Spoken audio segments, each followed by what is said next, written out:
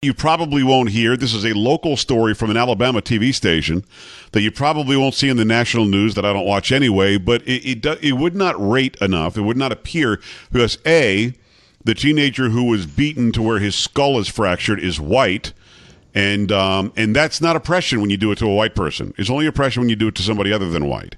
So go ahead. If you can, give me that story out of Alabama. Yes. From WBRC, the superintendent of Sylacauga City Schools has released a statement following an attack on a high school student that may have been racially motivated.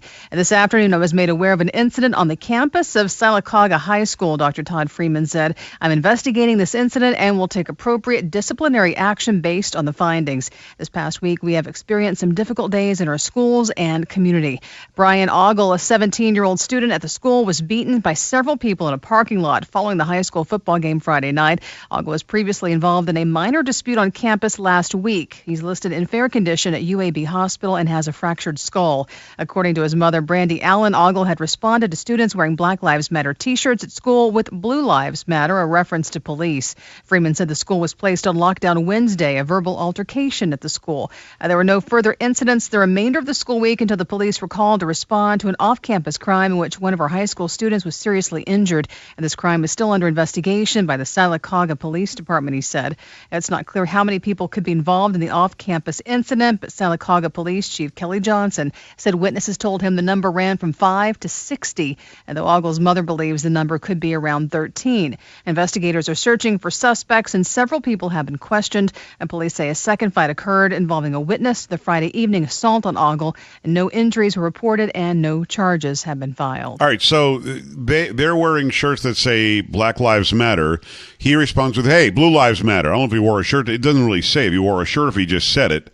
And then he gets his skull fractured because he dared say that. Yeah. So to make sure that people understand, that's the world in which we live. In this country, in this day and age, and Kerry reported this yesterday, if you go to University of Kansas, you have to get in line, shut up, and agree with everything that the left says, or else you're going to be shouted down, screamed at, and you're going to be told that somehow your words are violence. In Alabama, remember, middle America is Kansas. Now Alabama, also it's not New York, not L.A., not San Francisco, not Chicago, not Houston, not Miami. This is in the middle of Alabama. You've got a kid who dared say, hey, Blue Lives Matter. And that's it, broken skull. Now, I'm not sure I get it. I'm not, and again, the media is perpetuating this, that police are somehow putting on their uniforms every day, looking to go shoot some black people. That black people are all never ever have done anything wrong and are always right, and the white people are the bad ones. Just look at history, look at slavery. That's it. I mean, that proves that the white people are the evil, no good people. They're the devil.